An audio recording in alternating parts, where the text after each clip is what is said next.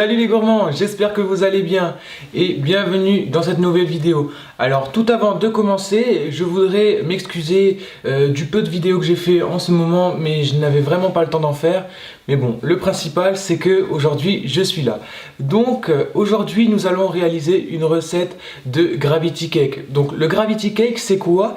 C'est un gâteau, donc une génoise avec une ganache au chocolat au lait noir ou bien blanc, avec des M&M et puis des Kit Kat ou bien des fingers.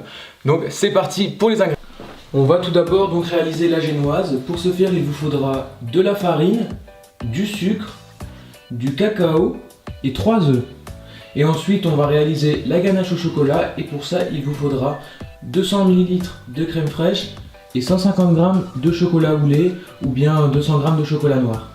Et ensuite, pour la finition, il vous faudra des M&M et des Kit Kat et aussi du chocolat fondu pour pouvoir accrocher les M&M sur les pailles. On va tout d'abord s'attaquer à la réalisation de la génoise. Donc pour ce faire, on va casser les 3 œufs et on va mettre le sucre dans la cuve du batteur et on va laisser tourner.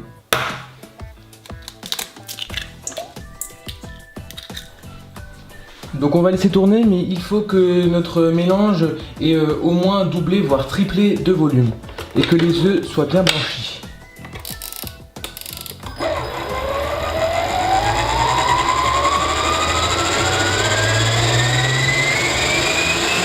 Donc là je peux voir que ma préparation a bien au moins triplé de volume et qu'elle a bien blanchi. Donc maintenant je vais verser mon cacao dans ma farine et je vais venir le mélanger pour l'incorporer à la farine et ensuite je vais le verser dans ma préparation.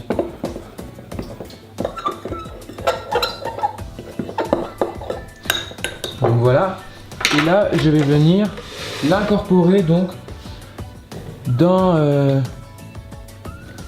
ma pâte et je vais venir mélanger délicatement. Et donc là il faut pas le laisser tourner trop longtemps, c'est juste pour incorporer la farine au mélange. Donc on va pas le mettre trop vite, on va le laisser à faible vitesse pour qu'il se mélange.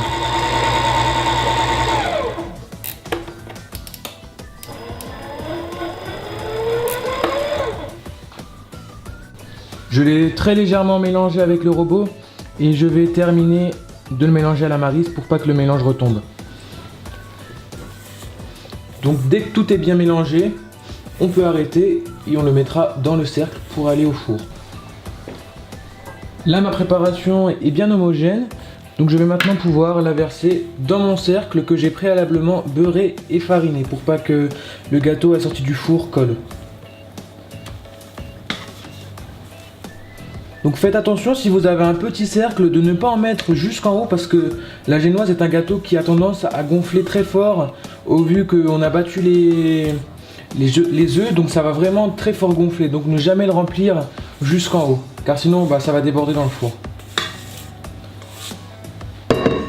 Donc là je l'étale bien pour aller dans tous les coins.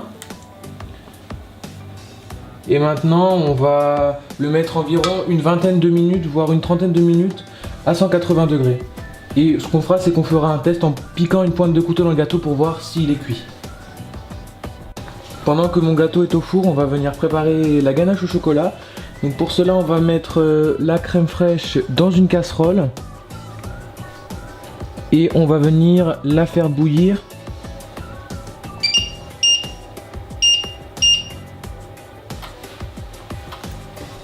Une fois que notre crème bout, on va venir verser la moitié dans nos pastilles de chocolat et on va venir maintenant mélanger.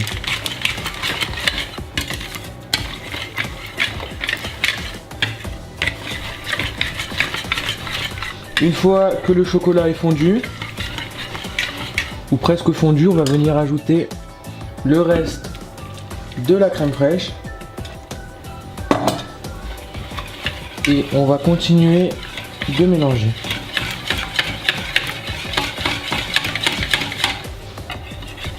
Quand ma préparation est bien mélangée, je vais maintenant pouvoir la réserver au frais jusqu'à ce qu'elle soit totalement froide et on viendra ensuite la remélanger. On va passer à la réalisation de mettre les M&M en fait sur les pailles. Donc pour cela il vous faut 3 pailles, du chocolat fondu et des M&M. On va tout d'abord commencer par souder les 3 pailles avec le chocolat. Donc c'est très important que les pailles soient dans le même sens et qu'il y ait le petit bout là qui se plie du même côté. Donc en fait on va mettre 2 pailles côte à côte et une paille au-dessus. Tout ça on va le souder, on va le mettre au frais et ensuite on viendra coller les M&M dessus. Donc là je vais prendre un petit peu de chocolat, venir en mettre sur ma paille. Donc c'est pas grave si ça coule un peu, qu'il y en a partout sur la paille, de toute façon ça sera recouvert. Donc voilà, on vient mettre l'autre paille à côté. Comme ça.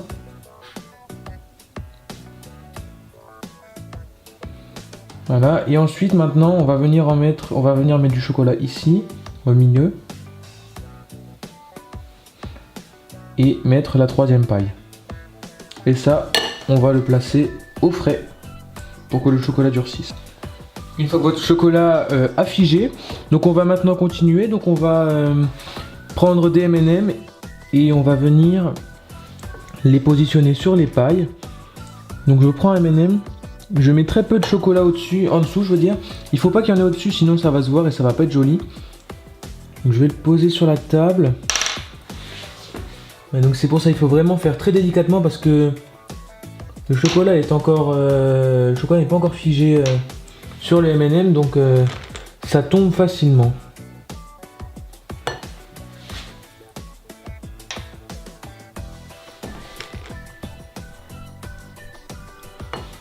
Et donc je vais répéter cette opération jusqu'à ce que tous les M&M soient collés sur la paille. Ma crème est maintenant assez froide, je vais pouvoir la monter à l'aide de mon batteur comme une crème chantilly.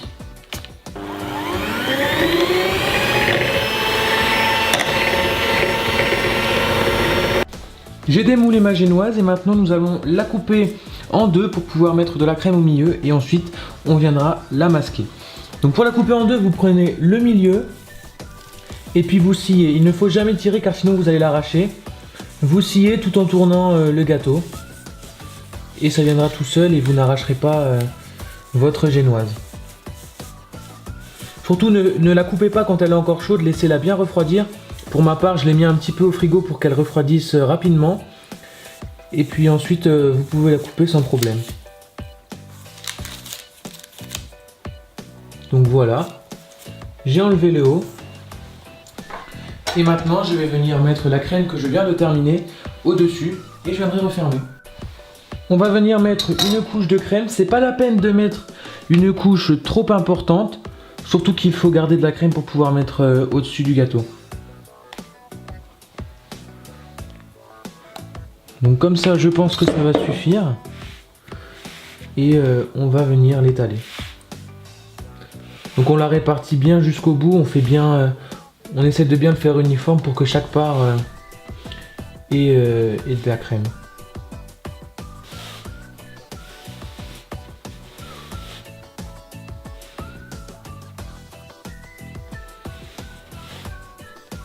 Quand c'est bien réparti, je viens remettre le dessus et je vais appuyer un petit peu. Voilà. Et maintenant je vais venir mettre le restant de ma crème au dessus et on viendra masquer aussi sur les contours.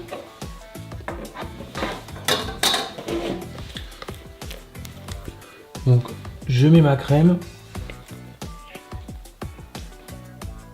Gardez-en un petit peu pour faire les contours après. Et puis comme à l'étage du dessous, on vient bien masquer que chaque part en est.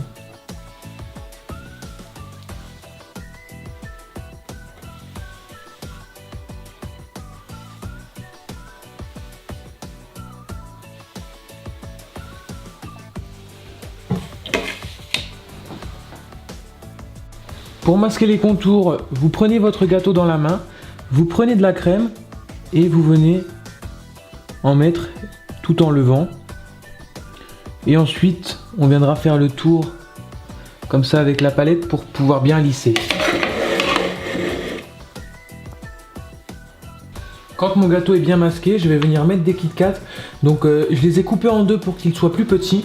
et on va venir les mettre tout autour du gâteau en laissant un espace pour pouvoir ensuite tout à l'heure laisser tomber les M&M du Gravity Cake. Donc il y a des M&M qui descendront, donc il faut laisser un espace d'environ 3 Kit Kat pour pouvoir mettre les M&M.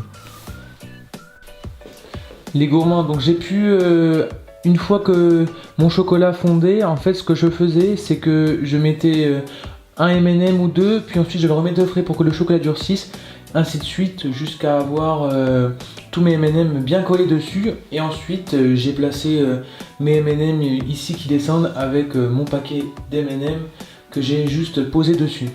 J'espère que la vidéo vous a plu. En tout cas, si elle vous a plu, n'hésitez pas à laisser un petit pouce bleu et à vous abonner si ce n'est pas déjà fait. Et si vous avez d'autres recettes à me proposer, n'hésitez pas à me le dire en bas dans l'espace commentaire. Et moi, je vous dis à bientôt pour une prochaine vidéo. Salut!